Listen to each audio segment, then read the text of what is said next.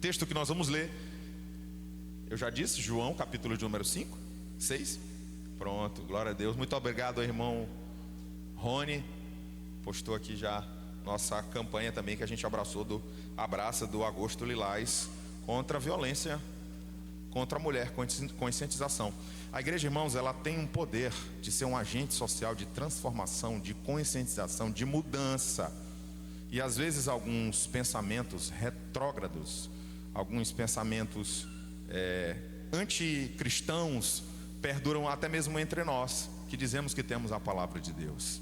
Então esteja atento, ajude, ofereça apoio, oração e também aquilo que uma mulher ela precisa. O crente, ele tem que saber aquilo que é certo, mas aquilo que é errado eu não posso ficar dizendo que é certo. Não dá. A gente tem que ter a consciência daquilo que a Bíblia diz, do que tem que ser feito a respeito de tudo, inclusive no cuidado familiar. Se os homens cumprissem a palavra de Deus, nunca, absolutamente nunca, uma mulher não se sentiria amada, porque a Bíblia diz que o homem tem que amar a sua esposa da forma como Cristo amou a igreja e a si mesmo se entregou por ela. Então, na Bíblia, quem morre é o homem, e morre de amor, e morre por amor, e não o contrário. Amém? Vamos orar para que Deus ajude mulheres a vencerem esses tipos de dificuldade, e para que outras vítimas não sejam feitas. A igreja pode e deve estar com seus olhos atentos e com seus joelhos também orando. Amém? Vamos lá para o texto? Vamos fazer uma leitura com o tema da mensagem desta noite, com base no João capítulo de número 6, multiplicação para 5.000. Vamos lá. Depois disso, Jesus partiu para outra banda do mar da Galileia, que é o de Tiberíades. Uma grande multidão o seguia, porque via o quê? O quê? Versículo 3. Jesus subiu ao monte e assentou-se ali com seus discípulos. A Páscoa, a festa dos judeus, estava próxima. Então Jesus, erguendo os olhos e vendo que uma grande multidão vinha ao encontro dele, disse a Filipe: onde compraremos pão para comerem? 6. Ele, porém, disse isto para testá-lo, porque bem sabia o que tinha de fazer. Filipe respondeu: 200 dinheiros de pão não serão suficientes para que cada um deles tome um pouco. Um dos seus discípulos, André, irmão de Simão Pedro, disse-lhe: está aqui um rapaz que tem 5 pães de cevada e 2 peixinhos, mas que é isto para tantos? Jesus disse: fazei assentar os homens. Havia muita relva naquele lugar. Assentaram-se, pois, os homens em número de quase 5.000. Jesus tomou os pães e, havendo dado graças, repartiu-os aos discípulos, e os discípulos aos que estavam assentados, e igualmente também os peixes, quanto eles queriam. Quando já estavam saciados, disse a seus discípulos: recolhei os pedaços que sobraram, para que nada se perca. Recolheram-nos, pois, e encheram 12 cestos de pedaços dos 5 pães de cevadas que sobraram, aos que haviam comido. Vendo, pois, aqueles homens o sinal que Jesus fizera, diziam: este é verdadeiramente o profeta que haveria de vir ao mundo. Somente aqui estamos falando da multiplicação de 5.000 para 5.000 homens. Nós temos que falar, obviamente, que depois do milagre da cruz, que é ressuscitar ao terceiro dia, que Jesus fez isso, o único milagre que é registrado por todos os evangelistas, pelos evangelhos chamados sinóticos, porque eles se comunicam entre si, de fato é essa história. Isso demonstra que todo mundo se impactou com a multiplicação que o Senhor Jesus fez. E é sobre isso que a gente quer refletir na palavra de Deus com os irmãos aqui nessa noite, com todos aqui presentes. Nós estamos falando de 5.000 homens. Naquela época não havia contagem para as mulheres como havia para homens. Pastor, isso é um tipo de machismo? Mas não é a Bíblia. A Bíblia, ela está contando a história. A Bíblia não diz que tinha que ser assim, tá? Eu já vi gente dizendo que a Bíblia é machista. A Bíblia não é machista. Se a Bíblia fosse machista, os textos românticos seriam extraídos da Bíblia. A Bíblia, se ela fosse machista, não diria para o homem morrer pela sua mulher. Se a Bíblia fosse machista, não falaria que quem errou, quem recebeu o castigo de Deus, foi primeiro Adão e depois Eva. Apesar da Bíblia mostrar que primeiro pecou a mulher e depois, Deus não cobrou de Eva, Deus cobrou de quem? Adão, que eu disse, dei a ordem, Deus cobrou dele. Então não há machismo na Bíblia de nenhuma forma. Mas a Bíblia é também um livro histórico, onde histórias são narradas e elas precisam ser narradas de uma forma fidedigna. Então não dá para que a Bíblia narre uma história conforme os nossos dias. Claro que podem existir traduções bíblicas, podem existir formas de contar, outras formas de contar, mas a Bíblia precisa contar da forma como aconteceu e onde ela estava inserida. Então não contavam-se os homens, então não contavam as mulheres. Se contaram 5.000 homens, nós estamos falando mais ou menos aí de 30.000 pessoas que foram alimentadas. Há teólogos, estudiosos, irmão Francisco, que dizem que foram 80.000 pessoas, contando também criança. É porque tem gente que na hora que vai fazer conta de comida, só conta adultos, não conta criança. Tem gente que diz assim, criança não come. Meu filho, vou te levar lá em casa para tu saber o que é criança que come, graças a Deus. Criança come, irmão. Não é não, meus irmãos? Os filhos de vocês não estão comendo? Irmão tem criança, irmão, que ela come mais do que adulto. E as pessoas parecem que estão despertando para isso, que a gente já chega a alguns restaurantes que antigamente tinha assim, rodízio, só paga adulto. Hoje em dia a gente chega no lugar onde tem assim, rodízio, a partir de 7 anos está pagando. Porque tem uns meninos de 7 anos que estão dando prejuízo mais do que adulto. Então nós estamos falando de 80.000 pessoas que foram alimentadas por Cristo.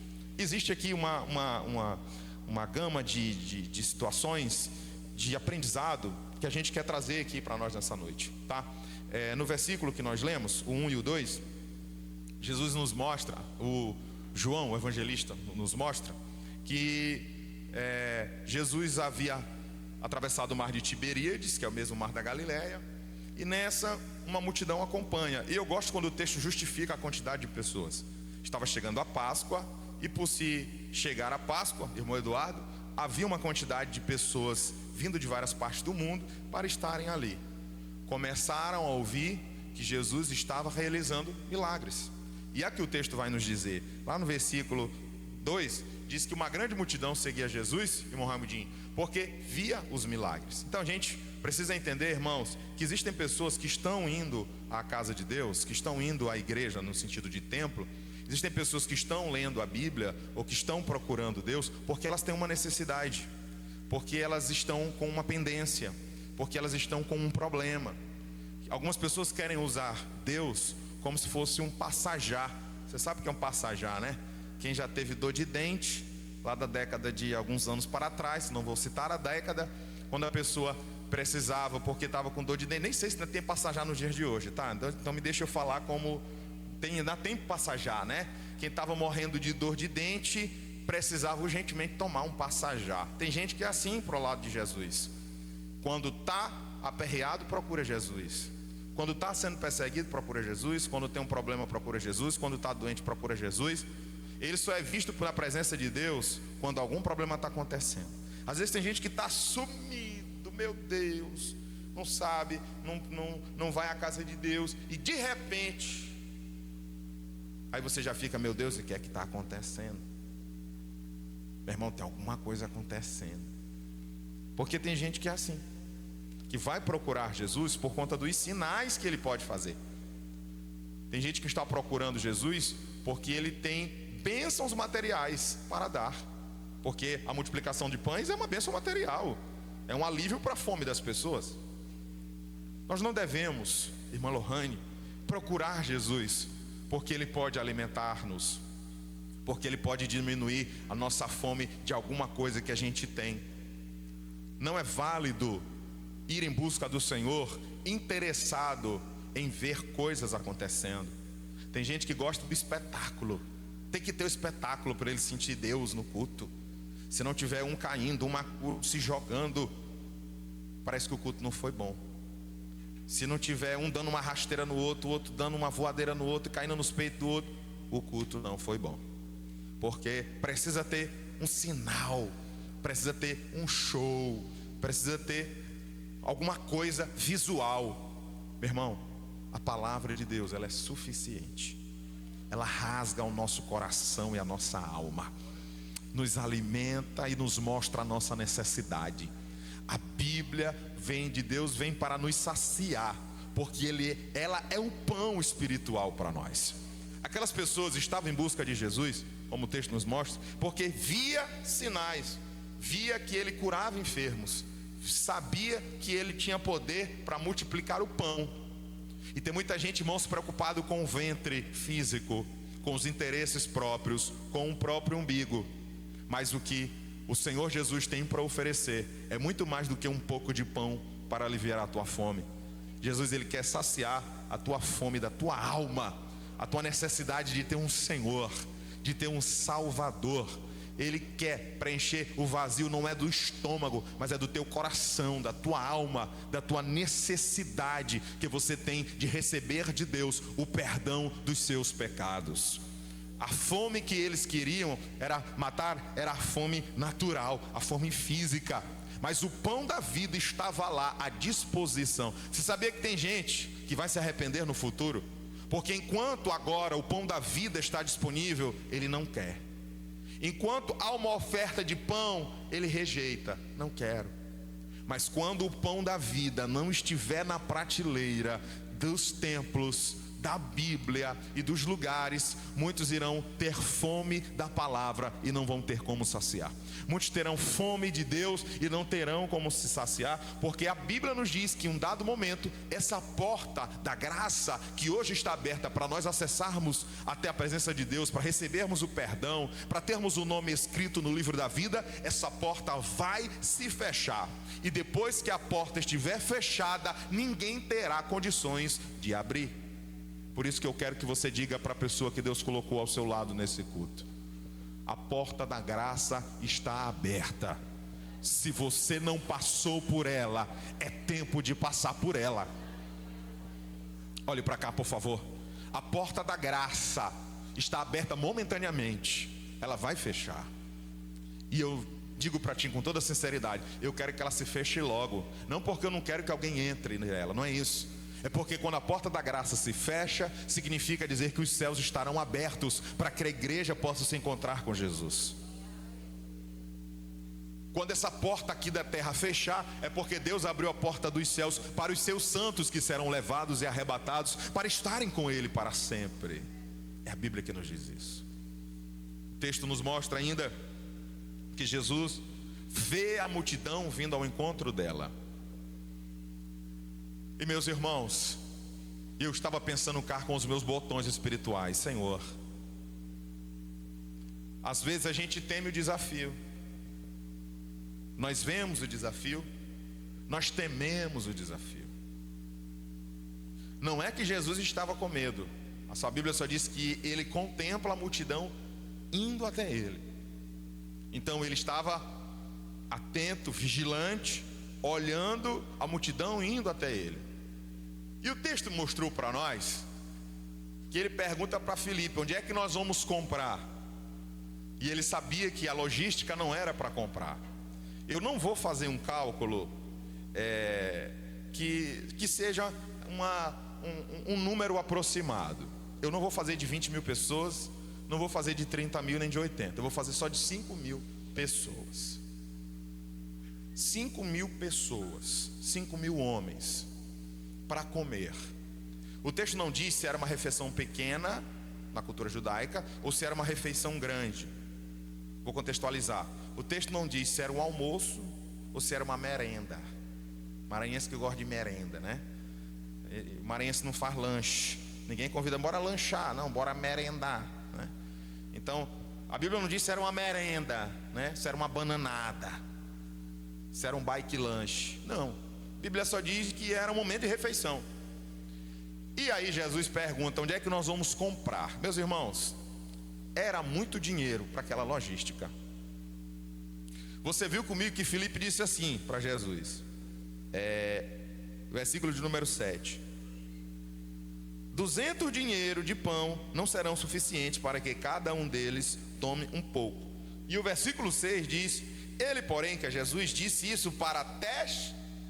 Você está aí participando? Jesus disse isso para teste. Jesus disse isso para testá-lo. Você já parou para pensar se o que você está vivendo hoje é um teste?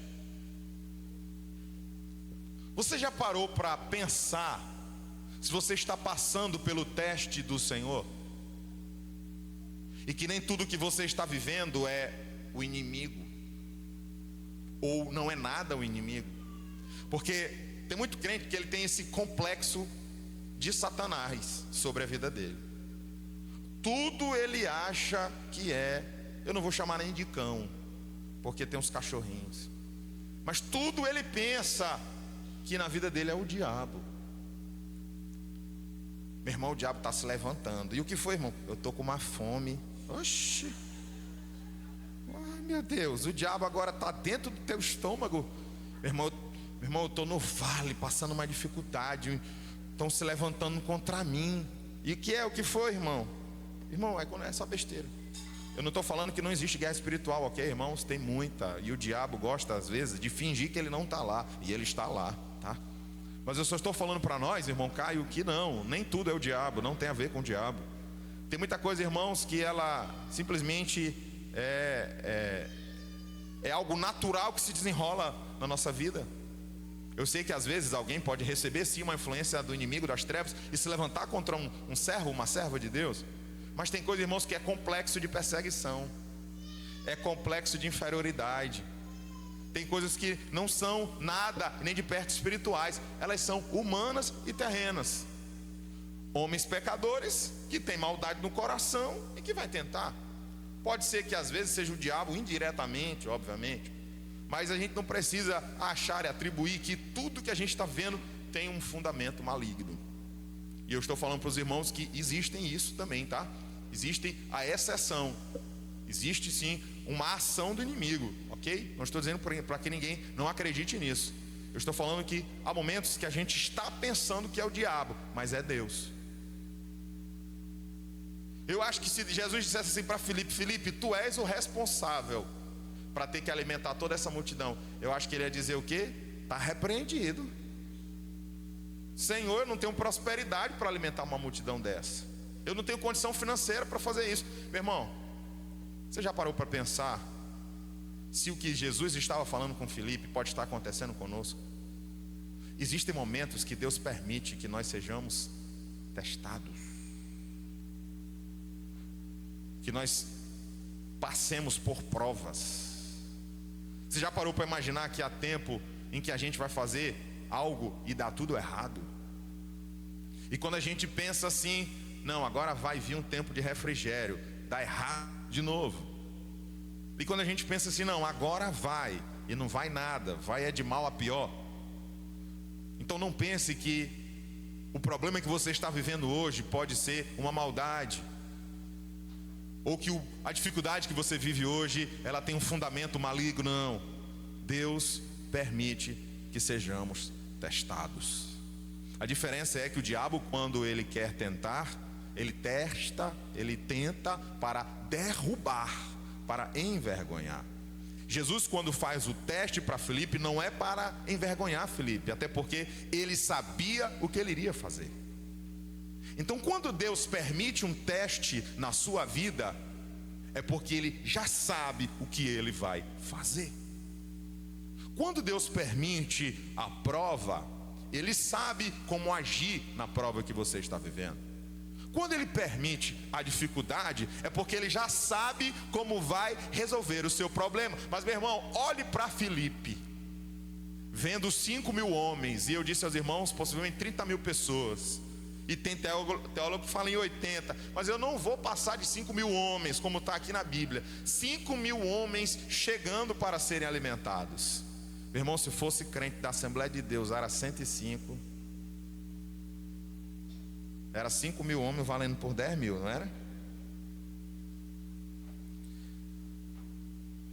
Meu irmão, crente não fuma, graças a Deus. Não se droga. Não bebe. Cai e levanta, né? Como é beber, cair e levantar. Mas meu irmão, o crente, ele tem uma vitória dentro dele, que ele é especialista em detonar. Comida é com crente mesmo. Crente é bicho exagerado. Comida pouca não combina com crente. Meu irmão, crente come demais. Quando a gente vai fazer, irmãos, um orçamento de uma festa, os donos dos estabelecimentos perguntam logo: vai ter crente?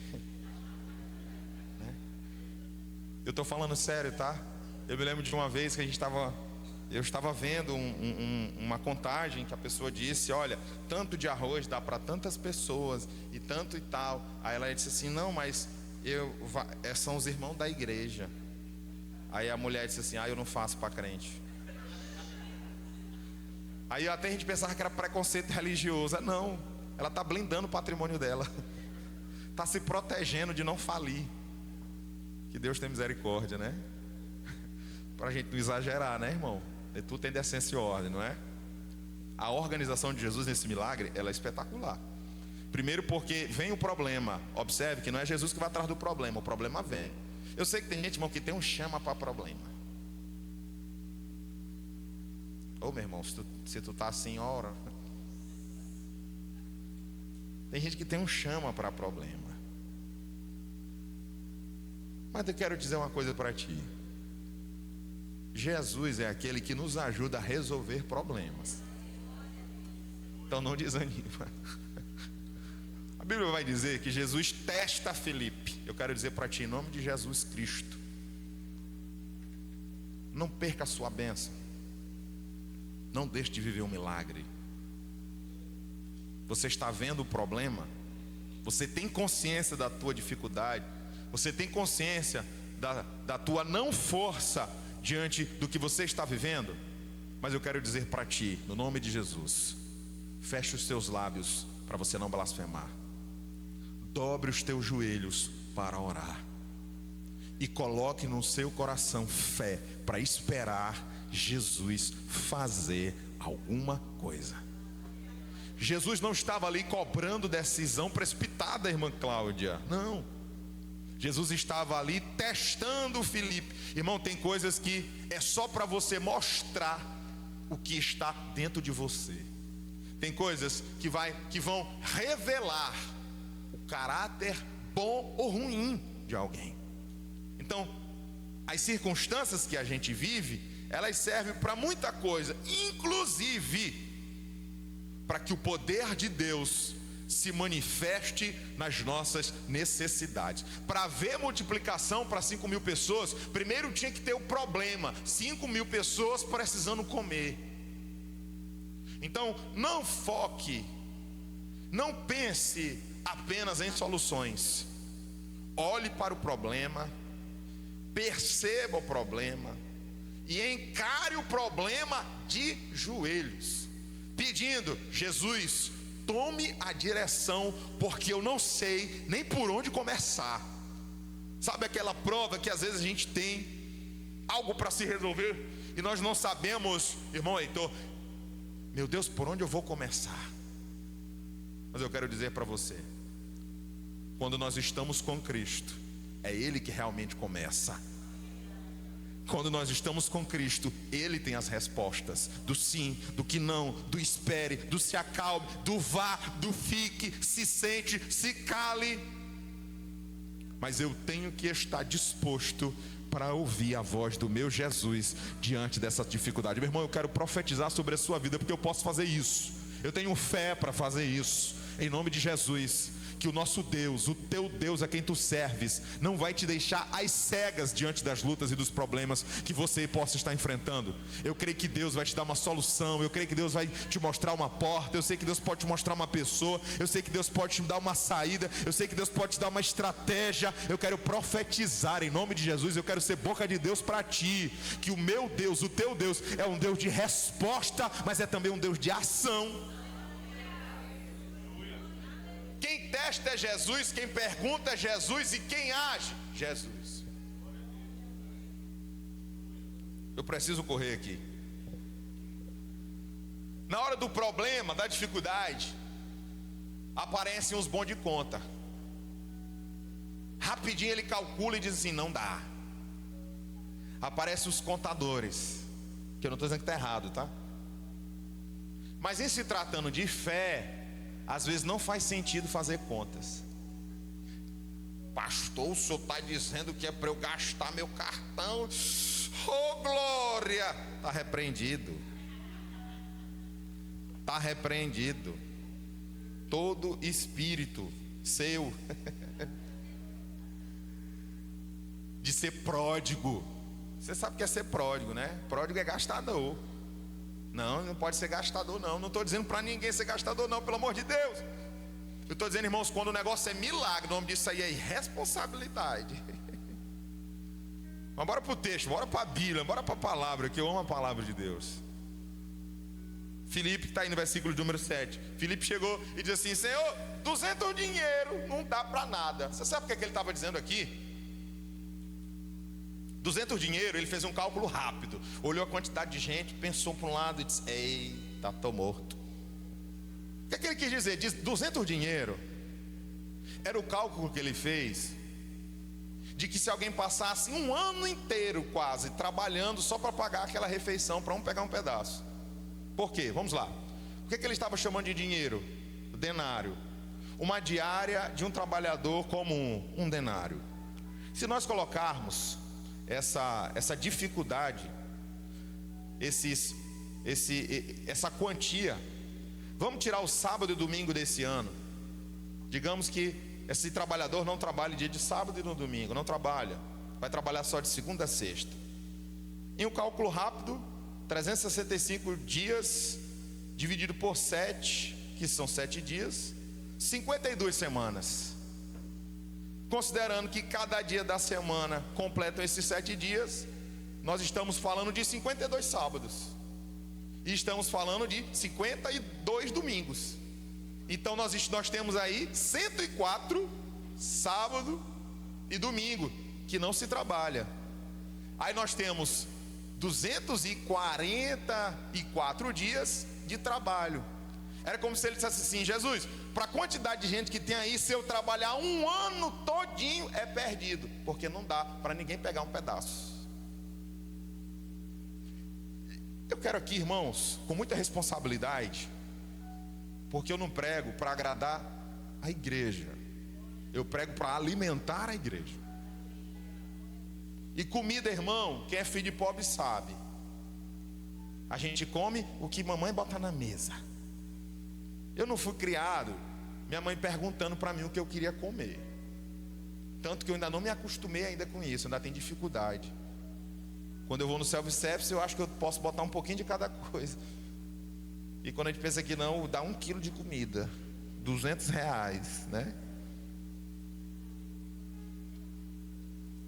A nossa geração dos nossos filhos, a gente já cria dizendo: quer comer o quê? Não quero. Isso aqui não come, isso aqui não gosto. Não é? Diz que não é para te ver. É. Mas eu não fui criado assim não. Então,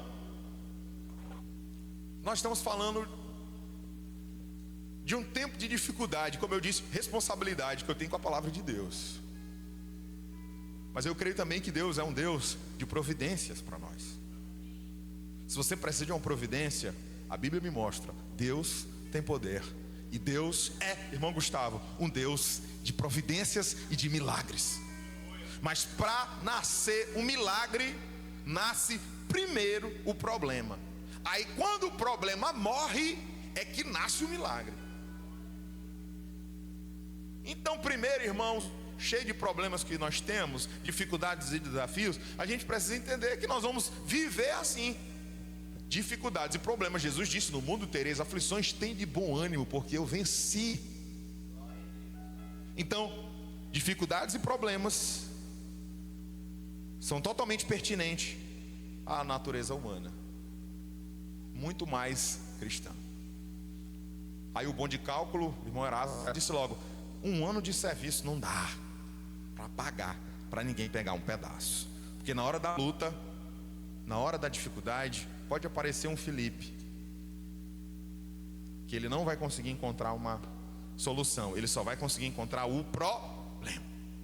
Irmão, e tem gente que é assim, que na hora da prova, na hora da dificuldade, já vou encerrar porque a gente vai ter um momentinho aqui, ele não consegue enxergar a solução, ele só enxerga problema.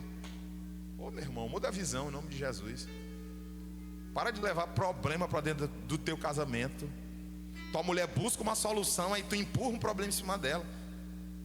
Teu marido dá uma sugestão, aí tu vem com um outro BO em cima do... Não, meu santo, coloca um clima de amor aí. Tira essa visão pequena, pequeníssima, problemática. Porque é normal ser racional, e precisa ser racional diante de dificuldades. Mas quem serve a Jesus precisa entender que há o racional e há o espiritual. Quem eu alimentar mais dentro de mim vai falar. Se eu achar que Deus só faz o milagre sendo 2 mais 2 é igual a 4, vai ser assim. Mas se eu entender que Deus faz milagre com 2, 2 é igual a 100, Ele também pode fazer. Porque foi o que aconteceu aqui. Olha para o texto. Versículo 8. Um dos seus discípulos, primeiro falou Filipe. Aí depois vem André.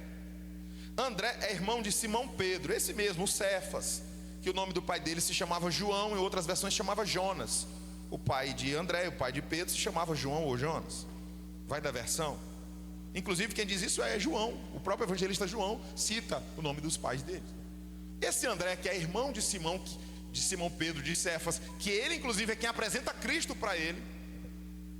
Ele diz assim, versículo 9: aqui tem um rapaz que ele tem 5 pães de cevada e 2 peixinhos. Aí ele pergunta: mas o que é isso para tantos? Oh glória! Sabe o que Deus falou no meu coração quando eu refletia na palavra para trazer o alimento para mim e para você? Que existem pessoas que Deus já colocou a solução na mão dela, mas ela não enxerga. Existem pessoas que Deus já deu a providência está na mão, e ela está continuando pedindo a Deus providências, mas a providência já está na mão dela, mas ela não enxerga. Existem pessoas que Deus já colocou algo na mão dela, mas ela está insatisfeita, ela quer mais. E a insatisfação vai gerar para essa pessoa um problema, porque essa insatisfação vai gerar para você cegueira. E a cegueira, obviamente, não vai deixar você enxergar aquilo que Deus está fazendo. Ele primeiro olha, tem um rapaz que trouxe aqui, eu acho que ele poderia até sorrir, não disse que ele fez isso, eu acho que ele poderia até sorrir. O rapaz vendo, porque lembra que a Bíblia diz que Jesus sentou no monte com os discípulos. A Bíblia não diz que Jesus sentou no monte com os apóstolos, não foi com os 12, foram com todos aqueles que seguiam. Até porque se fosse só com os 12, ninguém ia ter nada. Mas irmãos, é nesses momentos de crise que Deus levanta alguém, que o pouco dessa pessoa pode ser muito. Um pouco de oração, um pouco de intercessão. Alguém pode ter só um pouquinho de Bíblia, mas se ela citar para você, já pode ir no teu coração como uma flecha de Deus. Eu imagino o rapaz chegando: olha, eu tenho aqui 5 pães e 2 peixes. É o que, rapaz? Sabe conferir não? Olha aí, rapaz, 5.000 homens. Irmãos, a ingratidão é algo que Deus se entristece. Não fique aí desvalorizando o carro que Deus te deu. Não desvalorize a condição que você tem de pegar um Uber. Não desvalorize a casa onde você mora. Valorize aquilo que Deus entregou em tuas mãos. Eu queria mais. Todo mundo quer mais. E isso que é um do problema dos nossos dias, porque todo mundo quer mais. Mas Deus quer que diante do problema, ou diante de uma solução, a gente aprenda a dizer: Senhor, eu te dou graças. Tem gratidão no teu coração? Tem alegria por aquilo que Ele te entregou? Na contramão do mundo nós vamos ter que ir, porque o mundo quer que a gente seja ingrato, insatisfeito. O mundo acha que a gente tem que sempre querer mais. O padrão de vida tem sempre que crescer, tem sempre que melhorar. Meus irmãos, quem tem 5 pães e 2 peixes não tem que mendigar. Quem tem 5 pães e 2 peixes não tem que reclamar. Quem tem 5 pães e 2 peixes só tem que agradecer. E quando é preciso, compartilhar. Porque 5 pães e 2 peixes podia ser o suficiente para esse moço. Mas o milagre de Deus também nasce quando alguém abre o coração para orar, para abençoar, para ajudar, para interceder, para clamar, para buscar. Eu creio num Deus, irmãos, que quando sabe o tamanho da nossa luta, da dificuldade, e Ele levanta pessoas para estar ao nosso lado, para lutar a nossa luta como se fosse delas. Eu creio, irmãos, num poder de Deus, que sabe a nossa condição, a não condição, e Deus coloca a pessoa certa, na hora certa, para trazer a mensagem certa ao nosso coração. Diga a pessoa ao seu lado, por favor: Deus colocou em tuas mãos os 5 pães e os 2 peixes. Diga assim a ela: não é tempo de desvalorizar, é tempo de agradecer. Agradeça. Obrigado, Senhor, pelos 5 pães e 2 peixes que o Senhor tem colocado nas nossas mãos. Pelo amor de Deus, joga essa ingratidão fora, joga essa insatisfação fora, enche o teu coração de gratidão. Olha o tanto que Deus já tem feito por você. Mas André não conseguia enxergar. O texto segue no versículo 10, quando Jesus diz: fazei assentar os homens. Jesus manda que todos se sentem, porque Jesus trabalha com organização. Irmão, se Jesus não manda sentar, na hora que começasse a distribuir, irmão, ia ser uma farofada. Ia ser gente caindo por cima do outro, buscando no pescoço do outro, caindo por cima do outro, um desespero por comida. Parece até a cidade do Maranhão, quando tem o bolo do aniversário da cidade. Cai um por cima do outro, puxa com a bacia, outro sai morrendo, outro sai brigando, outro sai zangado com o outro. Ô feiura. Jesus, que sabe trabalhar, colocou todo mundo para sentar. Então, irmãos, às vezes o milagre de Deus não concretiza porque a gente não para. A gente continua buscando e procurando onde não tem. Pare de ficar buscando, procurando. Se acalme, se sente e espere em Deus.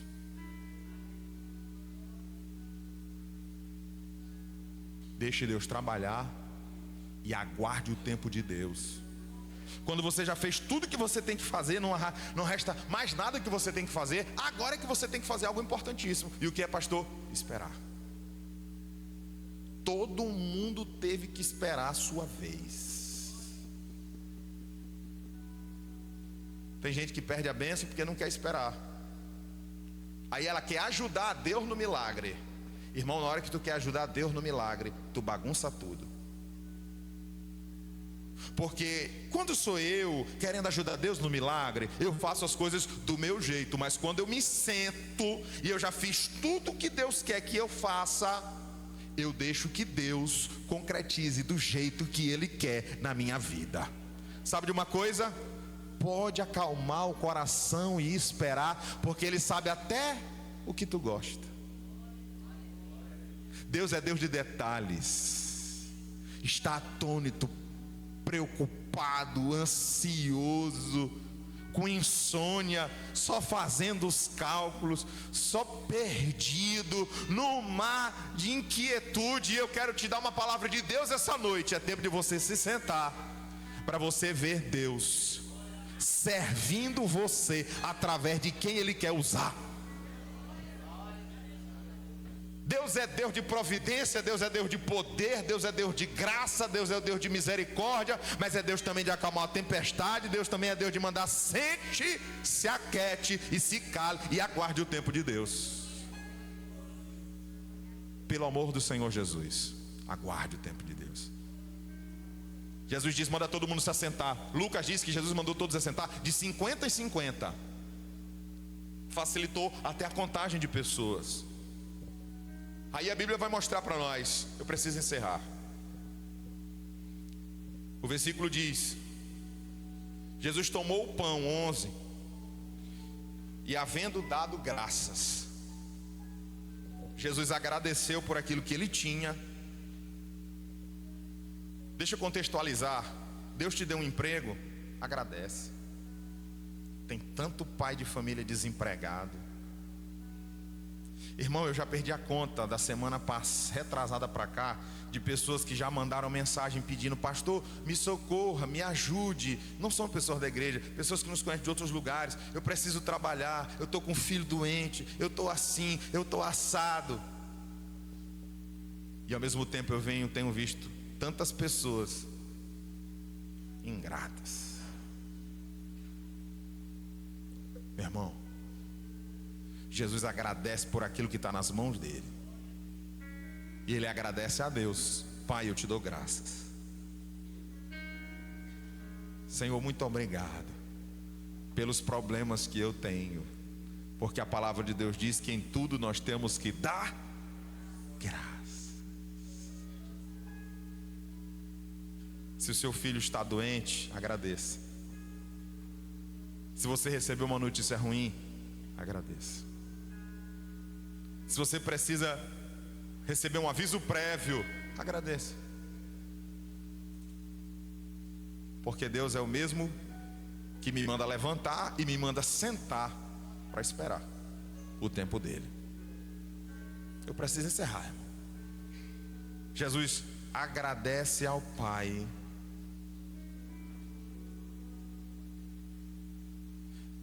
E distribui aos apóstolos, aos discípulos, porque só os apóstolos não iam dar conta. E eles distribuem para a multidão que está sentada esperando em Deus. Você sabia que há um tempo de espera em Deus? Por mais que a gente fique ansioso para que as coisas aconteçam logo, isso não vai fazer Deus acelerar o que Ele tem para nós no tempo dele. Por mais que a gente cite o Salmo 70, apressa-te, ó Deus, em livrar-me, apressa-te, ó Deus, em socorrer-me. Eu sei, o nosso coração tem hora que pesa, que a gente fica aflito, e é válido desabafar aos pés do Senhor. Eu só estou dizendo para você que Ele não vai adiantar o tempo. Mas uma coisa eu sei que Deus vai fazer: Ele estará com você durante todo esse tempo. Jesus não saiu hora nenhuma dizendo: ó, se virem que eu vou para outro canto. Não, Jesus ficou lá. Jesus estava lá. Jesus apontou o que tinha que ser feito, como tinha que ser feito, no tempo que tinha que ser feito. E eu quero dizer para você, em nome de Jesus, acalme o seu coração, abra a sua mente para entender que Deus trabalha no meio dos meus problemas, e que tem problemas que Ele pensou para mim. Isso é amor. Porque se a gente não tivesse problema, irmão, tinha uns que até que não pisavam mais na igreja, e eu até esqueci quem era Jesus.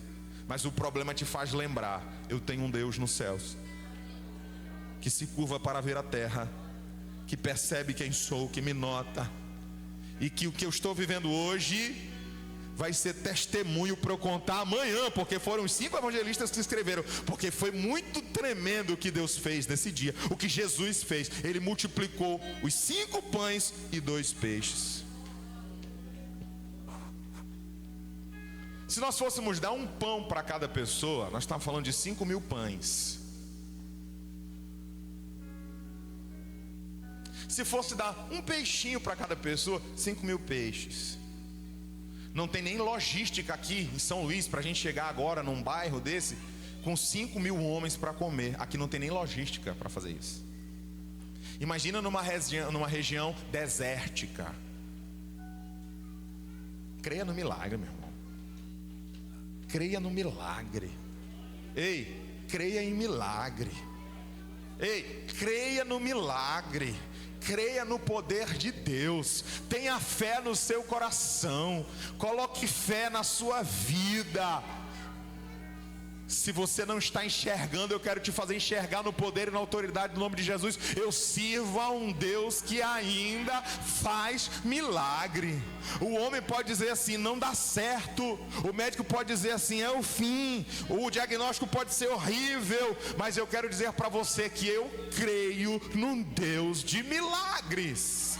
Eu creio num Deus de gestão. Eu creio num Deus de providência. Eu creio num Deus de novidade. Eu creio num Deus que levanta alguém para me abençoar, alguém para ajudar a servir, alguém para trazer para mim. E eu não estou falando de emocionalismo e nem de esperteza. Eu estou falando da mão de Deus agindo em seu favor. Estou falando da mão de Deus agindo em sua vida. Levante a sua mão para receber, se você deseja. O Deus de milagre tem poder para fazer, para realizar no meio da tua família, no teu casamento, no meio dos teus. Eu quero profetizar sobre a tua vida um tempo da parte de Deus, não é do homem, porque o homem não pode te dar nada. Mas se o céu mandou, a terra tem que obedecer. Se a porta no céu abriu, a da terra vai ter que escancarar. Se a porta do céu está impedindo que algo aconteça, a da terra também não vai fazer. Mas se alguém está querendo, pensando que o nosso Deus mudou, eu quero lembrar você, Ele ainda faz milagres. Se você está dependendo de um milagre, você está na casa do pão. Jesus, o pão da vida, tem esse milagre para fazer. Se você está precisando de uma resposta, você está na casa da resposta. Jesus está aqui para responder você. Eu creio num Deus que faz milagres. Estenda a sua mão se você crê. E se você precisa, Pai, eu quero orar por essas pessoas que precisam de um milagre da tua parte. Eu oro para que o Senhor tenha misericórdia. Se alguém precisa de uma providência, de uma solução, de uma resposta, de uma porta, se alguém está precisando de um de repente da tua parte, faz o milagre que o homem não pode fazer. Abra a porta que a terra não pode fazer, mas o Senhor do céu pode mandar para nós. Em nome de Jesus. Em nome de Jesus.